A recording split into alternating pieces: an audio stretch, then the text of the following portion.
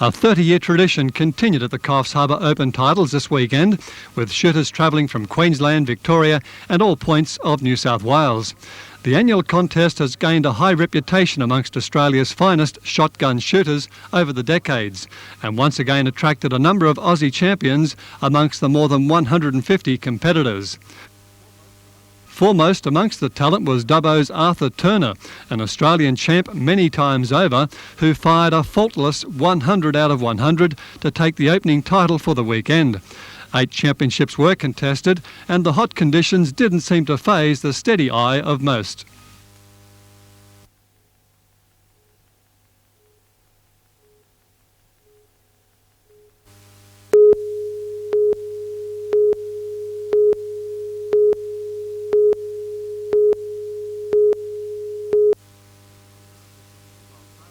Coffs Harbour has dominated New South Wales country surf lifesaving over the past few years, leaving their neighbours Sawtell in their shadows. Today their cousins had a chance to redress the balance on their home beach, and with the 93-94 country titles to be held at Coffs Harbour's Park Beach just 2 weeks away. A record number of competitors from up and down the coast attended the Sawtell Carnival, along with a sprinkling of visitors from Tasmania and New Zealand. The most hotly contested event was the under-18 Ironman title, with a couple of teenagers from both Sawtell and Coffs Harbour showing Australian gold medal form. Well, we've got a lot of hopes on young Trent DeCarl picking up a gold at the Australian Championships, and we believe that the competition that he's getting here today from the Coffs Harbour boys will probably assist him in achieving that goal. Trent DeCarl won the event by a shadow from Coffs Harbour's Jamie Mitchell, with Adam Neville also from Coffs third.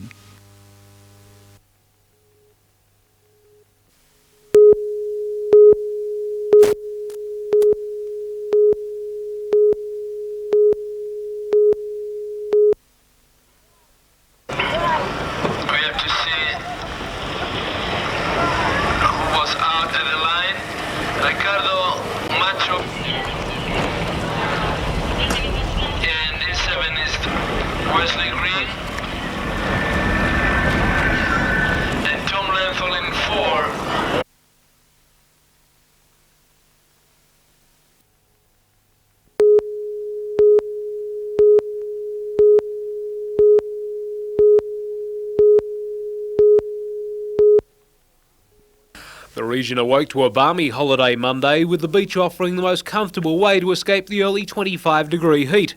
For surf lifesavers at Newcastle, Lake Macquarie and Port Stephens beaches, conditions were safe as thousands of people headed for the water. By lunchtime, temperatures had reached 36 degrees in Newcastle and on the Central Coast, while in the Hunter Valley the mercury had reached 34. As this afternoon continued, the temperature reached 38 degrees, or a century on the old scale along the coast. The Weather Bureau has been forecasting a southerly change for the Hunter and Central Coast. However, while it failed to eventuate during the day, it's expected weather conditions will be milder tomorrow.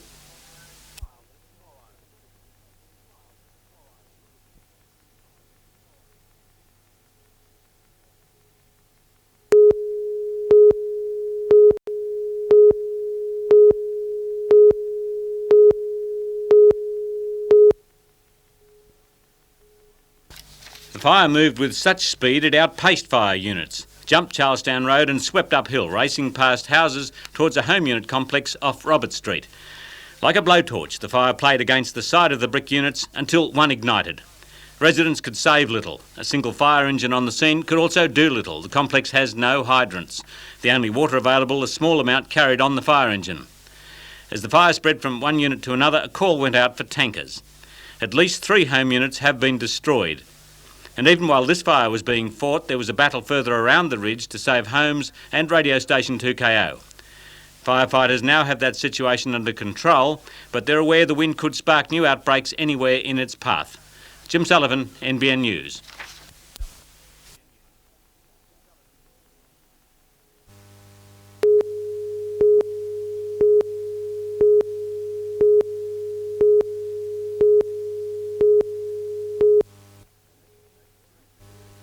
Brisbane coach Bruce Stowell's Strikers had the benefit of a first-half southerly buster at their backs, but the cool change also seemed to take the heat out of what encounter between the two sides.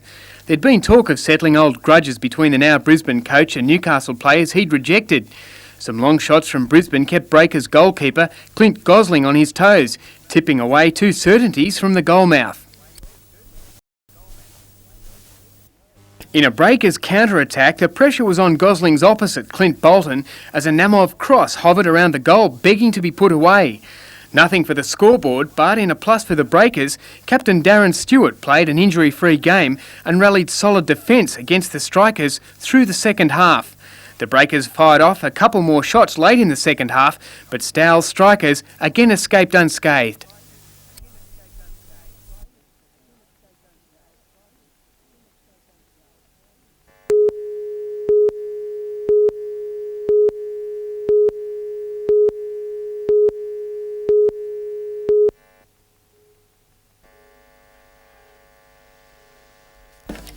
After a day that stretched resources to the maximum, a wind shift late yesterday gave hard-pressed firefighters a chance to regroup.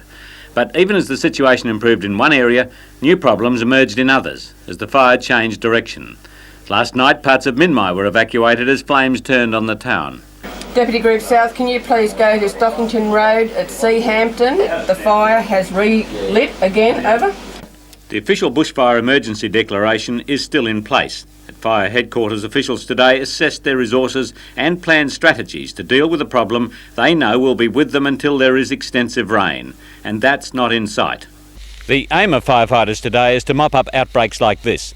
It's not threatening any property, but fire officials know that if wind conditions worsen tomorrow, then sparks from this fire could ignite spot fires kilometres away.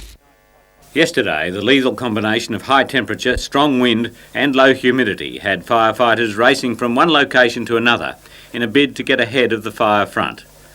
At Edgeworth, fire threatened property after property. At the height of the blaze, a man suffered a heart attack and died. At Charlestown, as these units burned, firemen could do little. The only water available, a small amount carried on the first fire engine to arrive. Eventually, a bushfire tanker brought in enough water to prevent the fire spreading to the entire complex. It was chaos here in the smoke, people trying to get out just to save their lives. No one could get any personal effects out, no one had time to do anything but save themselves with what they had on. And of course there's no fire hydrants in this complex. None whatsoever. It didn't seem like there was any precautions taken for the residents here. Residents say they have campaigned for better fire protection, but Lake Macquarie Council says it has no power to require off-street hydrants to be installed. One of the units destroyed was vacant, but in the second, 67-year-old Roger Jones shielded his two grandsons under wet towels until the windows exploded and they were all forced to flee. The uninsured contents, which included many antiques, were destroyed. In Waratah, Wayne and Lynn Madison were helping a neighbour put out a burning fence when their house, some distance from bushland, caught fire, apparently because of flying embers. The recently renovated home was extensively damaged.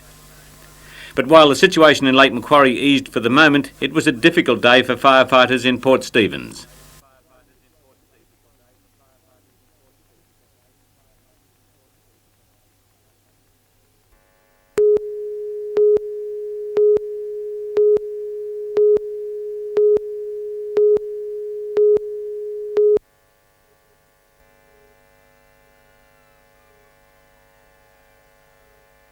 The fire first flared alongside the main road from Newcastle to Toronto, and 2 fire units were sent to the scene.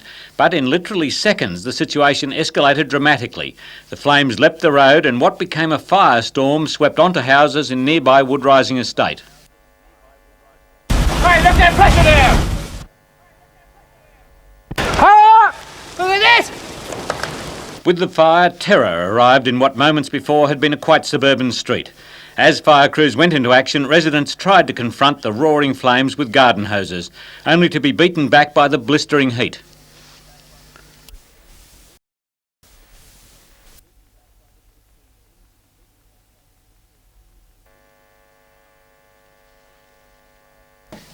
Bewildered by the fire's ferocity, homeowners didn't know whether to shelter inside or run as the heat and flames beat down on their houses.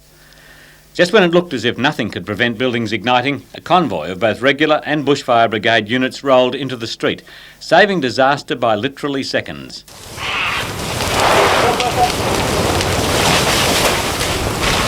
More pressure! Key to the rapid response had been an urgent call from fire controllers Peter Smith and Steve Souter, who only minutes before had taken off in the Westpac rescue helicopter on a fire spotting mission. They'd been able to direct the original fire units and reinforcements to the right spot. Not every home escaped unscathed. As fire crews beat back the flames, they became aware the roof of one house was on fire. Again, the cooperation that's characterised this emergency. Bushfire crews and New South Wales Fire Brigade members working shoulder to shoulder to extinguish the burning ceiling. As mopping up continued, the Westpac rescue helicopter was again brought into action, bombing with water scooped from nearby Lake Macquarie. This fire was the worst outbreak in the Lake Macquarie area today, but anxious firefighters know the same or worse could erupt anywhere in the Tinder-Dry region. Jim Sullivan, NBN News.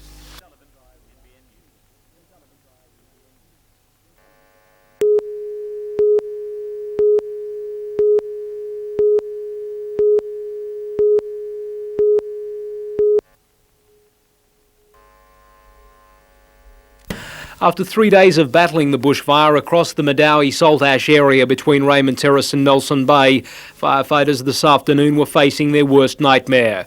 The wildfire, whipped along by strong northwest winds, had escaped and was opening up a wide front heading towards Salt Ash Township. Homes along Nelson Bay Road were immediately under threat. Residents did what they could as the firestorm descended upon them. Being a rural area, animals became a priority. A boarding lodge successfully able to clear all its canine inhabitants. It's believed one house in the area may have been lost in the blaze. Boshev's Corner, a mixed business, found itself in the path of the fire. Flames descended on the buildings and the fight was on in earnest, with volunteers and Air Force personnel joined by members of the public attempting to make a stand against the flames. Unfortunately, the blaze overran the battle line, heading for more homes and Newcastle Bight on the coastline. Salt Ash's main public asset, the school, survived the fiery onslaught. Nelson Bay Road became a traffic holding point, with hundreds of motorists caught either side of the blaze.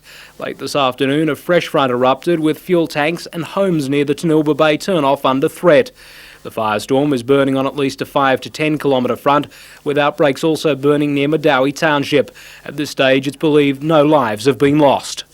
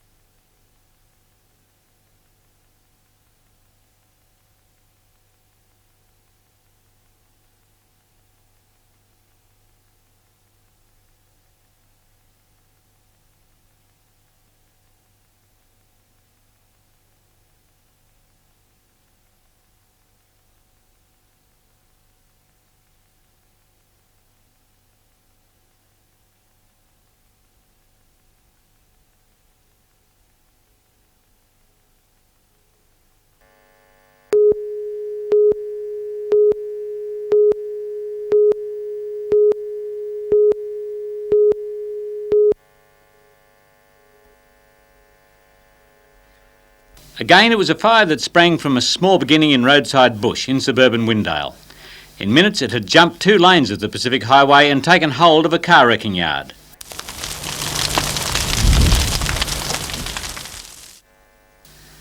As a massive pillar of black smoke rose into the sky, fire consumed wreck after wreck. The battle to quell the flames made more dangerous by a constant string of explosions.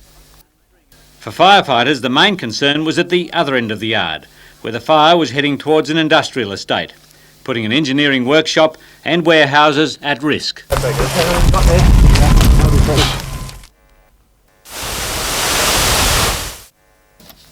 But even as the fire was battled on this front, there was an urgent red call. The rear of the fruit market had caught fire.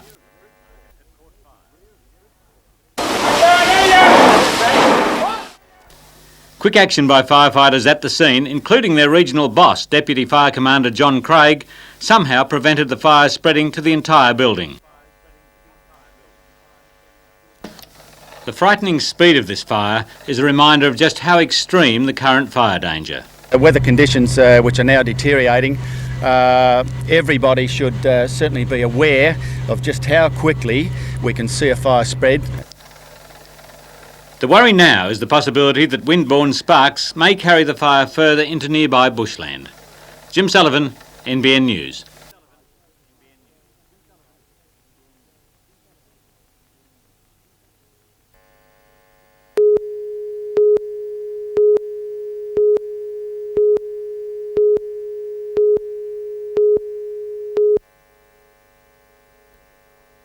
For the people of Charlton Street, Barnsley, the smoke-filled sky and strong westerly winds can only mean trouble. A massive fire front is burning through the bush. While some locals were preparing to fight on, others were packing up and moving out. Fire officers are trying to stretch their limited resources. Some of these men have worked 18 hours straight. Tonight, the hope is the wind will die down, giving residents a good chance of saving their homes. Peter Ryan, NBN News.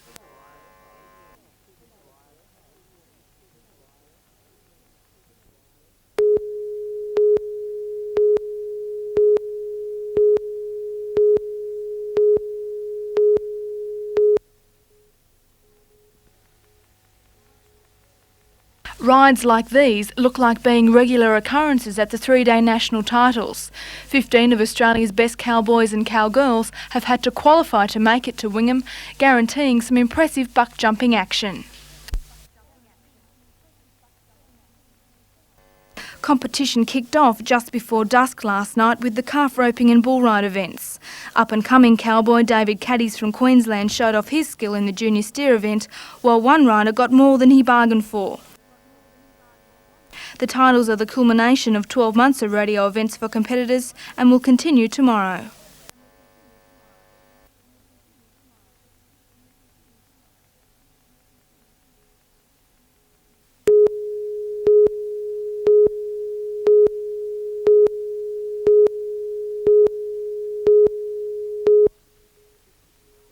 Links to Sydney from the Wollombi and Cessnock district are, however, still cut.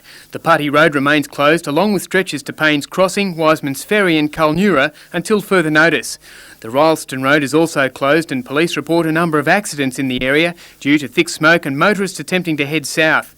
Singleton Fire Control suggests the only alternative route to Sydney is via Mudgee, the Blue Mountains and Great Western Highway.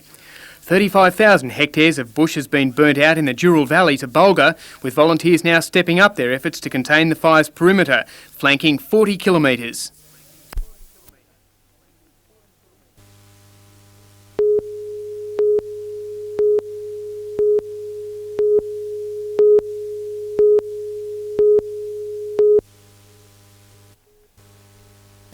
As low acts go, stealing from the crew of the rescue chopper is right in there with the lowest. Someone waited for the helicopter to fly off on a mercy mission and then broke into the base, rifling through crew members' lockers and bags, stealing money, clothes, sports shoes and a computer diary. The extent of the theft will be unclear until off-duty crew members check their belongings. Graham, talking to the guys there seems to be almost a feeling of disbelief that anybody could be this low. Yeah, well, it's a bit of a surprise, you know. We've been very busy as of late, and we get called out to go and assist. In fact, it was one of the volunteer Bushfire Brigade guys, and we come back and we find the building wide open, the lockers open, and personal effects being gone through, yeah. Over the past week, the chopper has flown some 33 missions, playing a vital role in fire spotting. In just one instance, houses at Woodrising Estate were saved from almost certain destruction by a call that placed fire crews in the right location. The chopper's role in water bombing has also been vital. At the same time, it has maintained its normal role, last night taking the neonatal unit to Taree to bring back a baby, along with mother and father, to Newcastle's John Hunter Hospital. Jim Sullivan, NBN News.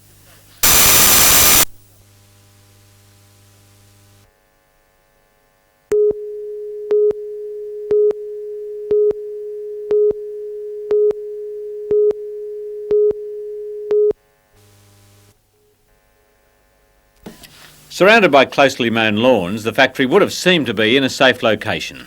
But that was before a gale-driven fire leapt Nelson Bay Road last Thursday. Firefighters called to put out grass in the grounds discovered the building was already alight, and in just 15 minutes it was reduced to rubble. Heavy steel beams twisted like licorice sticks. The long-established factory was closed for holidays when the fire struck, turning it into a furnace which consumed everything inside. However, site clearing will begin tomorrow, and its expected production in a new factory could be underway within 6 weeks. The fire that spread to the factory last Thursday jumped ahead of an inferno that bore down on other buildings at Saltash, most of which survived. Standing here today at Paul's Corner at Saltash with a cool sea breeze blowing, it's hard to comprehend how just last Thursday this was literally hell on earth. In the fiery chaos at Saltash, the Rochester family, aided by friends, saved every animal in their boarding kennels. Kieran Rochester describing how he and his mother stayed with the animals as flames roared overhead. But while the animals were kept safe, the Rochester's family home was lost. A few pieces of crockery, all that could be found in the wreckage. The kennels will be back in business as soon as power is restored. Fire swept up to many houses, but no closer than the blaze at Edgeworth, which left the Thompson family home singed but intact. Heroes of the day, 2 neighbours who had hoses melt in their hands as they somehow kept the fire at bay. Jim Sullivan, NBN News.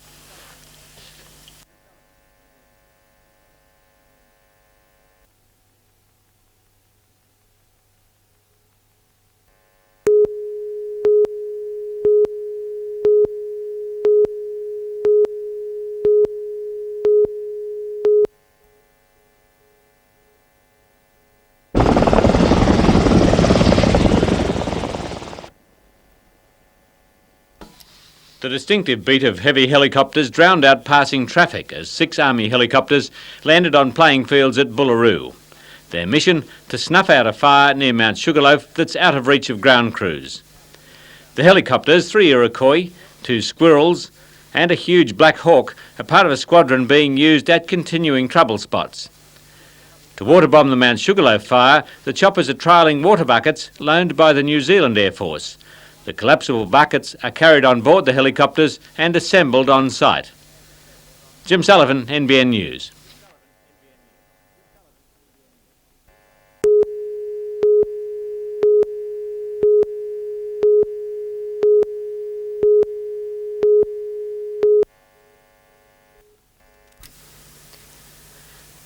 Bus drivers are often the target of verbal and sometimes physical abuse from passengers. Those working late night and early morning shifts are especially at risk. Recently, a Sydney driver was allegedly assaulted, causing the bus to ram into a bank, injuring bystanders. However, the introduction of the shield will offer drivers added protection from possible physical assault. Offers good protection because it makes it very difficult for a passenger to get at the driver because of the way the cage is designed. And there's also a toughened perspex, so it is quite visible for the driver to be able to see through. Use of the shield in buses will be optional, but the reaction so far has been positive. Well, drivers, of course, are in favour of it. They feel that they do need some security at some time, but it's entirely their option. It's a removable shield that they can put on or not use at all if they don't want it. With late night attacks on the rise, it is hoped the driver shield will greatly increase driver safety. Amanda Bolger, NBN News.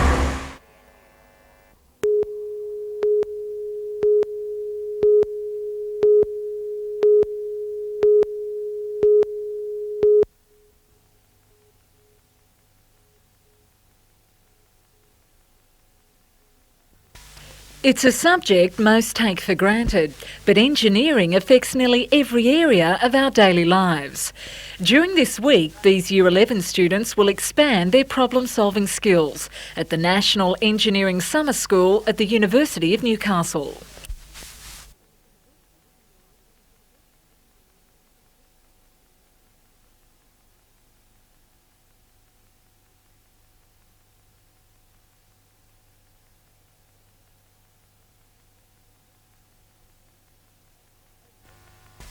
As well as spending time in the lab, students will visit the city's various industry sites and undertake special hands-on projects designed to teach more than just scientific facts.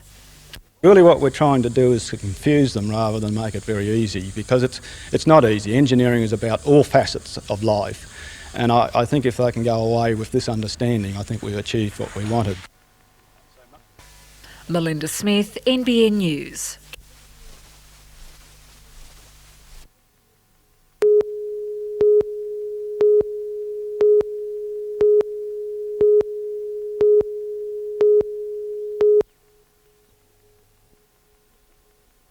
Pacific Power says its proposal to build a transmission line 8 kilometres northwest of Newcastle is on a small scale. The 1.5 kilometre, 330,000 volt steel tower line will run from the Waratah West switching station near Newcastle University and connect with the Newcastle Tomago transmission line. We want to position ourselves for a quick response to industrial development here in Newcastle, and we also need to provide diversity for our bulk supplies in the event of emergencies.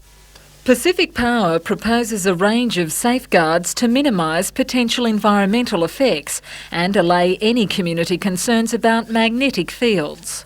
And it's being done in respect of maintaining electromagnetic fields within the easement well below World Health levels. The environmental impact statement is available for public inspection and comment. Its HAPE construction will begin mid-year, with the project completed by December.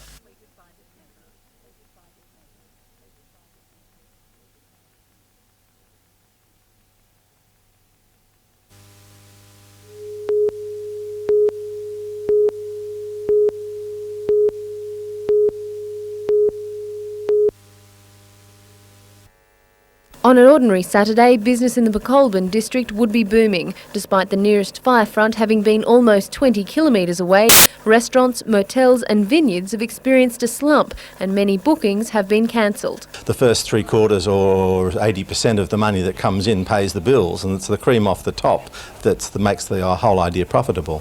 About 4/5 of the area's visitors come from Sydney. Operators say many people have the impression there's very little left to see or are afraid to leave home in case of more bushfires. Another factor in the downturn could be the Christmas retail boom, with many bank balances still recovering. Whatever the cause, the pinch is being felt across the valley. Naturally, we're going to employ less people because there are less tourists. And of course, the same thing goes for the restaurants. They're hurting a little bit. There's less people dining out. Their casual staff are going to have less number of shifts and therefore less income.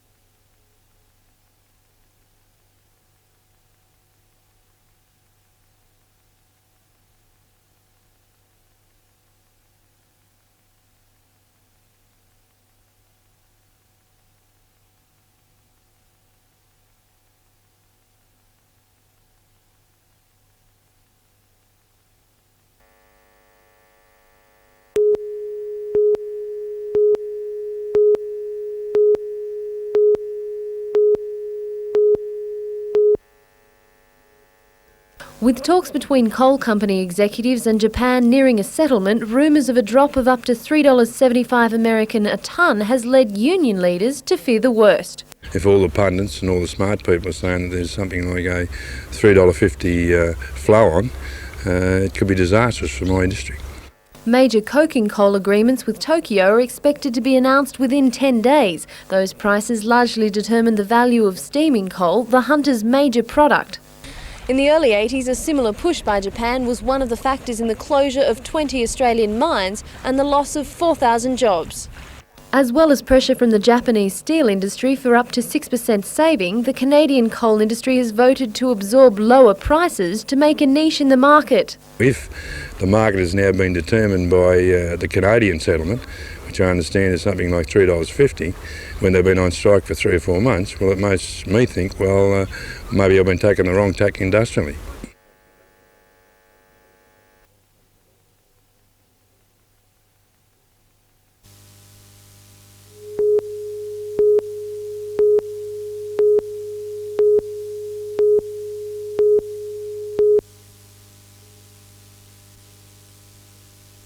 4 weeks ago, Jane Taylor was ranked 211 in the world, but the Rayworth 21-year-old, along with local hopefuls like Rachel McQuillan and Jason Stoltenberg, found form during the Australian.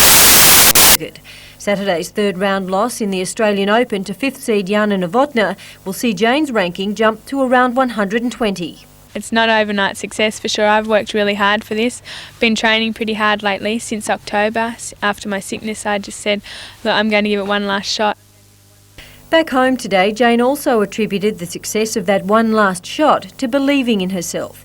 The power of this inner confidence was challenged last year when, plagued by migraines and sinus problems, she was advised by a doctor not to play again. The Australian tournaments were her first real test since resuming. Your recent performances, you've jumped almost 100 places. Has that exceeded expectations? Someone said to me before summer had started, look, you're going to move up into about 120. I thought, no, there's no way. And just been to the third round of Australian Open, that's been my dream for so long. This heightening her determination and hopes of attracting financial assistance. I want to be number one in the world. I mean, my aim this year was, my New Year's resolution was to be in the top 150 by June, and then after that, the top 100 by the end of the year. Jane's assault on the tennis tour begins on Thursday when she leaves for the New Zealand Open. Catherine Lamond, NBN News.